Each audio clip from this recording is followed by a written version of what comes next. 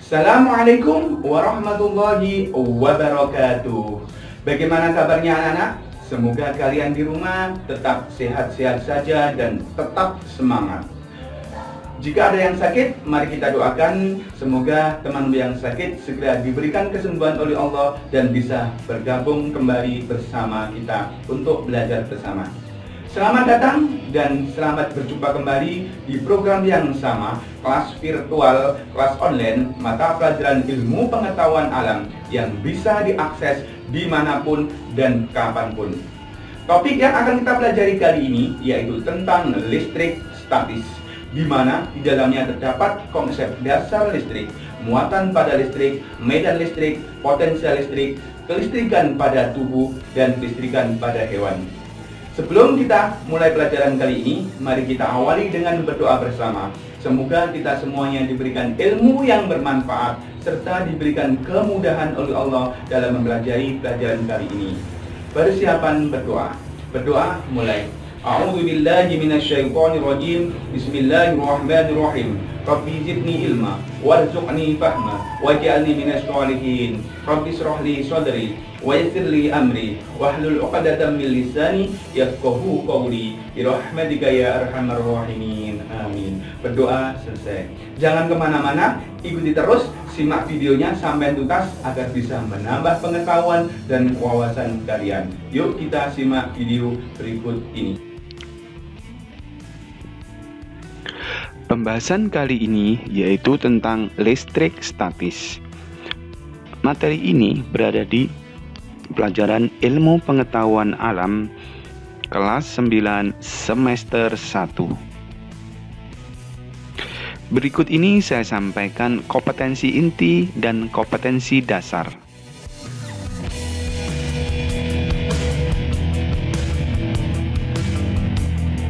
Selanjutnya, indikator pencapaian pembelajaran dan tujuan pembelajaran.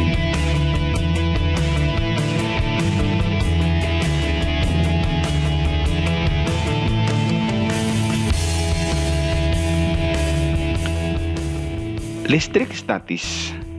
Dalam pembahasan listrik statis ini terdiri atas 5 subbab yang akan kita pelajari. Yang pertama yaitu konsep dasar dari listrik. Kemudian gaya listrik. Yang ketiga medan listrik. Dan yang keempat adalah potensial listrik. Dan kelima adalah kelistrikan pada manusia dan pada hewan. Materi ini nanti kita akan jabarkan satu persatu. Apa itu listrik statis? Listrik statis adalah suatu kumpulan muatan listrik dalam jumlah tertentu yang tidak mengalir atau tetap. Listrik statis timbul karena benda-benda yang beraliran listrik saling berpautan tanpa adanya sumber daya listrik. Dengan kata lain, benda tersebut dapat menghasilkan proton dan elektron tanpa menggunakan pembangkit listrik. Efek listrik statis dapat terjadi karena adanya perpindahan elektron.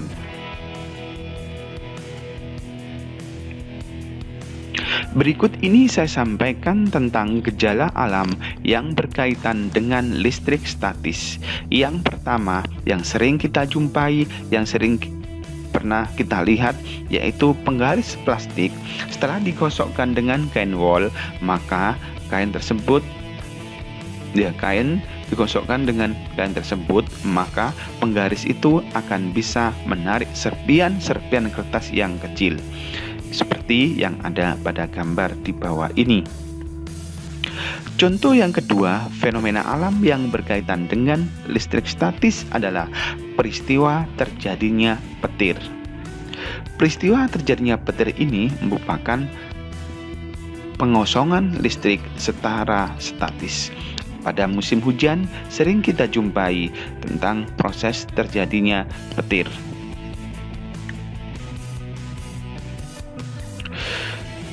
Muatan listrik.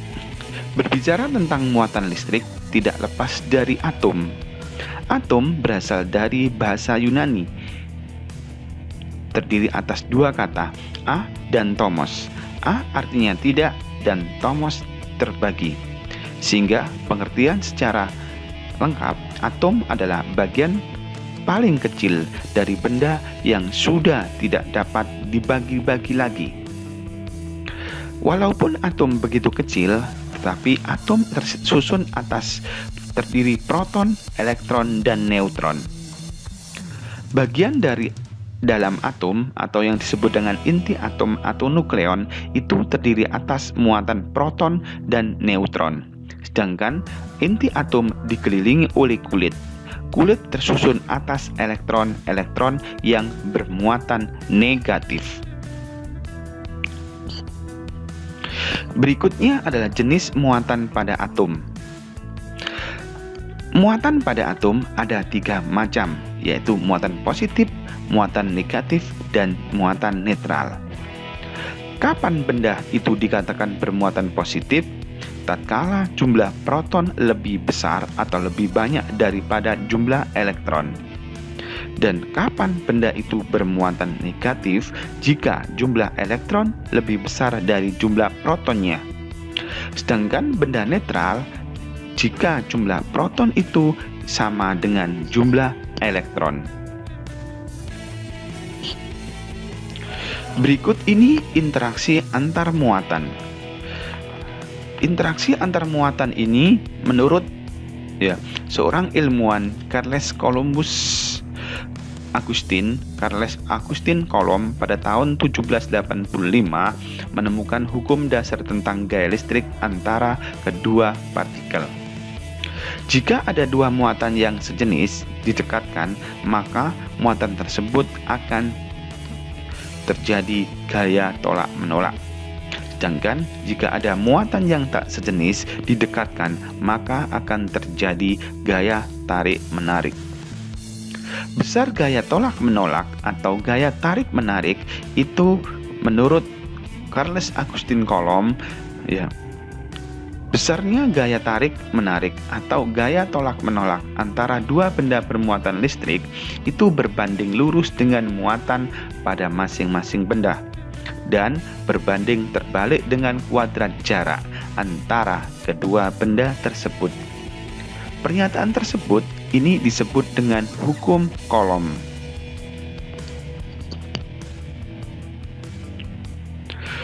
Untuk menentukan nilai atau besar dari gaya Coulomb menggunakan rumusan atau formula berikut ini.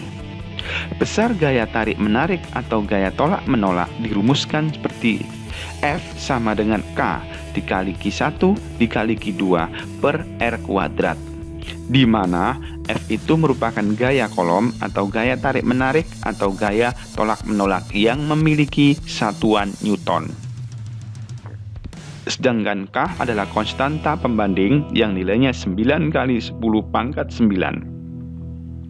Q1 merupakan besar muatan pada benda 1, Q2 merupakan besar muatan pada benda kedua, dan R adalah jarak antara kedua muatan. Berikut ini adalah cara untuk membuat benda bermuatan listrik. Ada 3 cara untuk membuat benda itu bermuatan listrik. Yang pertama dengan cara induksi, yang kedua dengan cara konduksi, yang ketiga dengan cara penggosokan.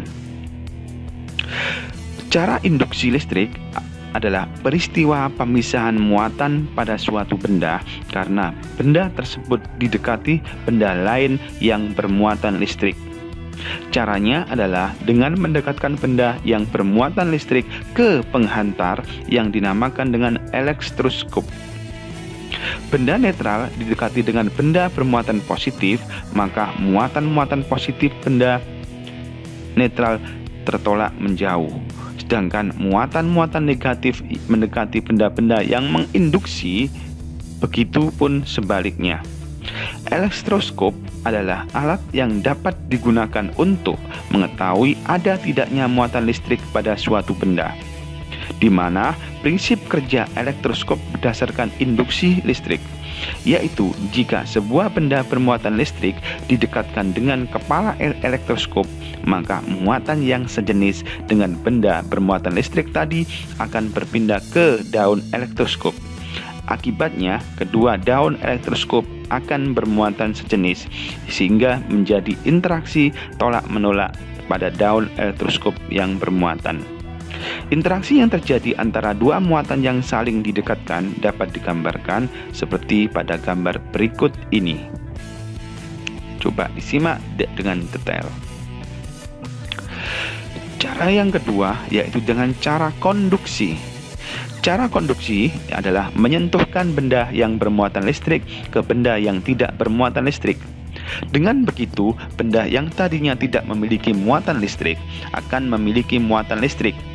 Bila sebuah benda logam bermuatan positif disentuhkan dengan benda logam lain yang tidak bermuatan atau netral, maka elektron-elektron bebas dalam logam yang netral itu akan tertarik menuju logam yang bermuatan positif. Karena sekarang logam yang kedua tersebut kehilangan beberapa elektronnya, maka logam ini akan bermuatan positif. Proses demikian disebut memuati dengan cara konduksi atau dengan cara sentuhan, dan akhirnya kedua benda memiliki muatan dengan tanda yang sama. Sedangkan yang ketiga yaitu dengan cara penggosokan. Benda-benda yang telah digosok dan dapat menarik benda-benda yang kecil yang ada di sekitar disebut benda yang telah bermuatan listrik. Benda-benda di bawah ini dapat memiliki muatan listrik dengan cara digosok dengan benda lain, seperti pada tabel muatan bahan-bahan. Contoh, kain sutra dan kaca. Ketika digosokkan, maka hasilnya kaca bernilai positif, sutra bernilai negatif. Proses ini karena elektron dari kaca berpindah ke kain sutra. Contoh yang kedua, mister plastik dan kain wol. Maka hasil yang didapatkan setelah digosokkan, plastik akan bernilai negatif, kain wol bernilai positif. Elektron dari kain wol berpindah ke mister plastik. Sisir rambut pun dengan demikian. Penggaris mister plastik pun juga demikian. Balon dan kain wol. Balon bernilai negatif, kain wol bernilai positif. Kenapa? Karena elektron dari kain wol berpindah ke balon. Ebonit dan kain wol, begitupun. Ebonit bernilai negatif, kain wol bernilai positif. Karena elektron dari kain wol berpindah ke ebonit. Begitulah cara yang ketiga, yaitu dengan cara penggosokan antara dua benda. Berikutnya adalah medan listrik. Medan listrik adalah daerah di sekitar muatan listrik yang masih dipengaruhi oleh gaya listrik. Jika sebuah partikel menghasilkan gaya listrik, maka benda yang ditimbulkan di sekitar partikel tersebut dinamakan medan listrik.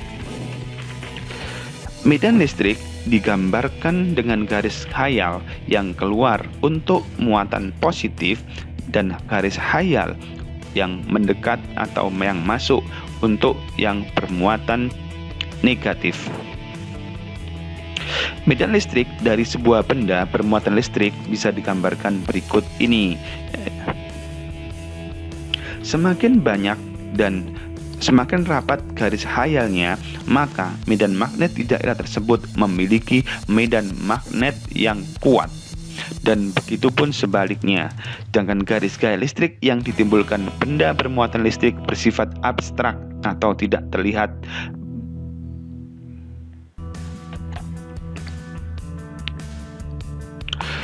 Untuk menghitung besar medan listrik yang terukur pada suatu titik dapat ditentukan dengan rumusan berikut ini.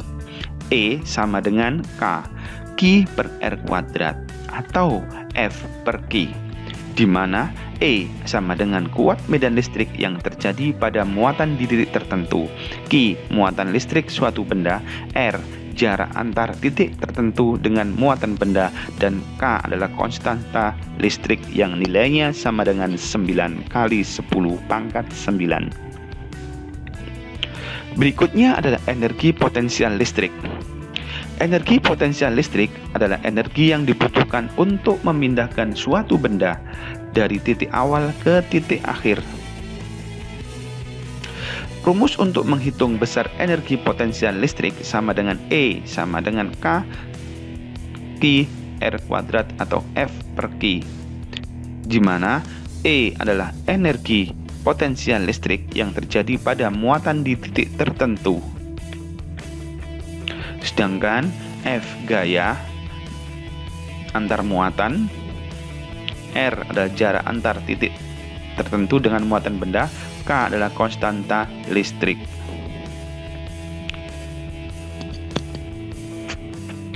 Selanjutnya, potensial listrik. Potensial listrik biasa dikenal sebagai tegangan atau kerja yang dibutuhkan untuk memindahkan muatan sebesar satu kolom. Untuk menghitung besarnya potensial listrik pada suatu benda dirumuskan dengan menggunakan rumus seperti yang ada di bawah ini. V sama dengan K Q per R sama dengan E dikali R, di mana V adalah potensial listrik yang memiliki satuan volt, E adalah energi potensial, Q adalah muatan listrik suatu benda, R adalah jarak antar titik tertentu dengan muatan benda, dan K adalah konstanta listrik yang nilainya sama dengan 9 kali 10 pangkat 9 N per M kuadrat per C. Selanjutnya adalah kelistrikan pada manusia. Tubuh manusia dialiri oleh arus listrik, khususnya pada saraf, yaitu dengan adanya impuls listrik. Bidang khusus yang mempelajari tentang aliran impuls listrik pada tubuh manusia disebut dengan biolistrik.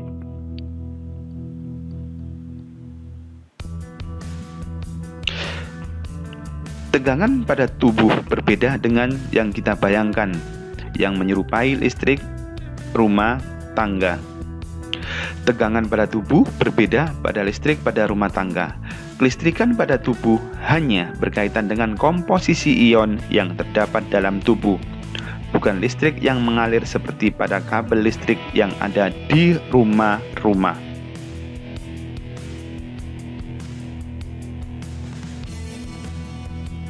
Salah satu rujukan kelistrikan dalam tubuh yaitu perjalanan impuls saraf menuju ke efektor atau otot sangat cepat.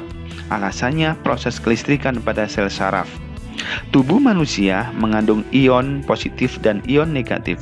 Ion penyebab muatan negatif di dalam tubuh manusia yaitu Cl-, sedangkan penyebab muatan positif kalsium 2+ dan Na+. Salah satu kejadian fisiologi yang memakai tanda-tanda kelistrikan dalam tubuh manusia yaitu penghantar impuls saraf. Unit struktural dari sistem saraf yaitu sel saraf atau yang disebut dengan neuron. Neuron tersusun dari tubuh sel dan uluran-uluran yang keluar dari tubuh sel.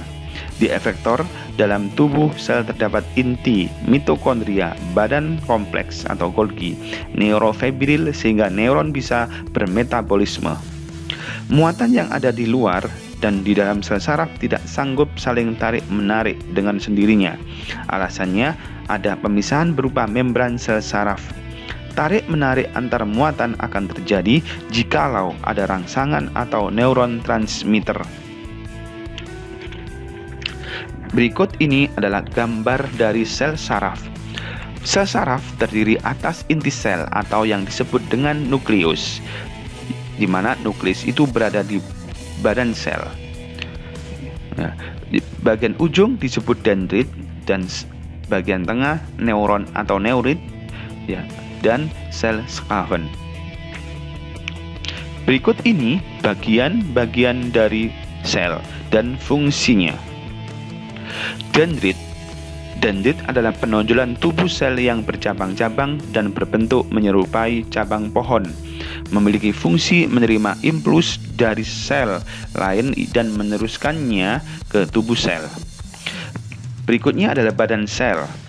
Badan sel di dalamnya terdapat inti sel yang dikelilingi oleh sitoplasma, di mana sitoplasma mengandung organela sel menyerupai mitokondria, ribosom, tubuh Golgi, dan retikulum endoplasma, khusus milik sel saraf yang disebut tubuh nisin. Badan sel memiliki fungsi meneruskan impuls dan dendrit ke akson. Sedangkan yang ketiga, akson atau neurit. Akson atau neurit adalah penonjolan tubuh sel berbentuk panjang dan silindris. Setiap satu sel saraf hanya menyerupai satu akson. Ujung selesai akson disebut dengan terminal akson. Terminal akson ini mempunyai beberapa percabangan dan berbonggol. Pada bonggol inilah akan dilepaskan neurotransmitter dan disebut bonggol sinaptik. Fungsi dari akson adalah meneruskan impuls dari tubuh sel saraf ke sel saraf lain. Pada bonggol sinaptik terjadi proses sinapsis, yaitu komunikasi antar sel saraf dengan yang lain dan sel saraf dengan sel otot dan sel kelenjar yang memakai neuron transmitter. Myelin. Myelin adalah selubung lemak berlapis-lapis yang dihasilkan oleh sel Sclavon. Lapisan lemak myelin sulit ditembus oleh ion-ion yang keluar dan masuk membran sel saraf pada potongan akson. Myelin memiliki fungsi mempercepat impuls saraf dengan membantu terjadinya lonjatan muatan. Yang kelima adalah nodus Revere, daerah akson terbuka yang tidak diselubungi oleh myelin. Nodus Revere memiliki fungsi tempat terjadinya tarik-menarik muatan listrik di membran sel saraf. Nah, yang ada di bawah ini adalah suatu alat yang digunakan untuk menghitung besarnya listrik yang ada di dalam tubuh manusia. Berikut ini yang akan kita bahas, yaitu kelistrikan pada hewan. Semua hewan yang hidup memancarkan muatan listrik selama gerakan otot rutin. Meskipun pada kebanyakan hewan, listrik yang dikeluarkannya lemah. Hewan-hewan yang akan dibahas di bawah ini adalah hewan-hewan yang memiliki kemampuan untuk memancarkan listrik. Yang mana kemampuan memancarkan listrik itu bergantung pada elektroreception biologi mereka dalam memproduksi listrik untuk berburu mangsa, melawan serangga, pemangsa, dan bahkan untuk navigasi. Berikut ini beberapa hewan yang dapat mengeluarkan atau memancarkan energi listrik.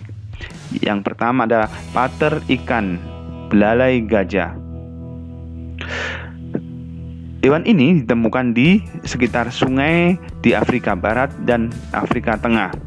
Ikan ini berwarna gelap, batang seperti tonjolan dari kepala adalah mulut yang sebenarnya Elephantonacivis, dilengkapi dengan organ yang menghasilkan listrik khusus yang terletak di ekor yang terdiri dari ribuan kotak seperti sel multi bernukleus yang disebut elektroplax atau elektroplaus.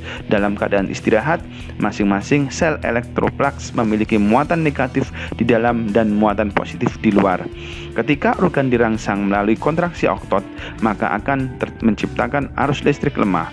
Dengan demikian, Elephantonacivis ini mampu mendeteksi berbagai tingkat distorsi dan kemudian dapat membedakan antara predator dan mangsa. Yang kedua, ikan pari elektrik. Seperti belut listrik, hewan ini juga mampu mengendalikan tegangan di setiap muatan listrik dalam tubuhnya. Organ produksi terletak di kedua sisi kepala dan bersama-sama menghasilkan tegangan listrik sampai 220 volt. Kejutan listrik yang dihasilkan hampir semua serupa dengan efek jika menjatuhkan pengering rambut ke bak mandi. Berikutnya adalah hiu kepala martil. Dengan ratusan ribu organ elektroreptor yang disebut ampula dari Lorenzini di dalam tubuh mereka, hiu ini menjadi satu-satunya hiu yang memiliki sensitivitas listrik terbesar yang dapat mendeteksi sinyal dan 1,5 miliar volt hewan lain dan memudahkan dalam mencari mangsanya. Yang keempat adalah Echidna. Echidna termasuk anggota dari ordo Monotrema. Hewan berduri ini memiliki moncong memanjang yang berfungsi baik sebagai mulut dan hidung. Moncong ini juga mengirim sinyal-sinyal listrik yang membantu mereka menemukan serangga untuk dilahap. Sistem elektroreseptif ini di moncongnya yang masih kurang kompleks daripada platypuses. Elektroreception mereka terbukti berguna meskipun mereka menjadi hewan darat karena moncong mereka terus-menerus basah. Hal ini jauh lebih mudah untuk menghantarkan listrik dalam air daripada di darat. Itulah sebabnya mengapa kebanyakan hewan elektroreseptor ini berasal dari perairan. Berikutnya yang nomor 5 adalah elektrik sekate. Elektrik sekate ini merupakan makhluk menghabiskan sebagian besar waktu mereka di dasar air laut atau air dingin. Menggunakan kemampuan elektrosensenya mereka untuk mengambil medan listrik lemah yang dikeluarkan oleh udang, siput, dan kerang kegemaran mereka. Mulut mereka terletak di bagian bawah tubuh mereka sehingga tubuh mudah untuk mencari makanan. Masing-masing dikembangkan dengan organ bilateral di sepanjang ekor yang menghasilkan sengatan listrik intermit. Intensitas shock bervariasi dari spesies satu ke spesies yang lain. Dan yang nomor 6 adalah belut listrik. Belut listrik paling sering ditemukan di perairan Amerika Selatan. Belut listrik menghasilkan listrik lebih dari hewan lain di dunia ini dengan nilai 5.000 sampai 6.000 elektrovolts.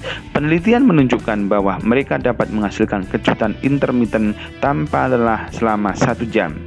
Jumlah tenaga listrik yang dihasilkan dengan mudah bisa mematikan bagi manusia dewasa berukuran rata-rata. Namun sebagian dari apa yang mereka balut listrik sangat unik adalah kemampuan untuk mengontrol intensitas guncangan mereka. Belut listrik ini tidak benar-benar diklasifikasikan sebagai belut tetapi sebagai ikan. Demikian anak-anak penjelasan tadi mulai dari awal hingga akhir. Berikut ini saya sampaikan tugas untuk kalian, yaitu tugas terstruktur. Tulis nomor 1. Soal, berikan 2 contoh fenomena alam yang berkaitan dengan listrik statis.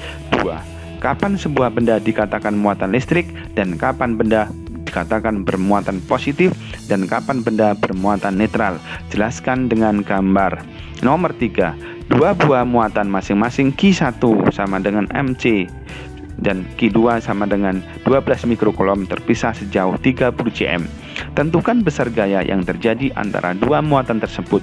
Gunakan tetapan K sama dengan 9 kali 10 pangkat 9 dalam satuan standar. Soal nomor 4. Jarak antara titik P dan muatan negatif 20 mikrocoulomb adalah sebesar 10 cm. Tentukan kuat medan listrik pada titik P. Dan yang 5. Sebuah sumber tegangan mengeluarkan energi sebesar 40 joule untuk memindahkan 160 coulomb muatan listrik dalam penghantar listrik. Hitung berapa tegangan yang digunakan untuk memindahkan muatan tersebut. Demikian anak-anak penjelasan serta tugasnya. Ingat di rumah tetap belajar dan tetap semangat. Bagaimana anak dengan materi tadi tentang listrik statis? Ada yang belum dimengerti? Saya yakin kalian paham jika kalian benar-benar mengamati dan menyimak video dari awal hingga akhir. Namun jika ada yang belum dimengerti atau ada yang belum dipahami, bisa Anda tuliskan di kolom komentar yang ada di bawah video ini. Mari kita akhiri pelajaran kali ini dengan berdoa bersama. Semoga kita semuanya diberikan ilmu yang bermanfaat. Persiapan berdoa. Berdoa mulai. A'udzubillahi minasyaitonirrajim. Bismillahirrahmanirrahim. Allahumma inni astaudi'uka ma 'allamtanihi warzuqhu ilayya indaka hajati wa la tansanihi ya rabbal alamin. Subhanakallahumma wa bihamdika asyhadu an la ilaha illa anta astaghfiruka wa atubu ilaik. Dari saya ucapkan sekian. Saya akhiri. Assalamualaikum warahmatullahi wabarakatuh.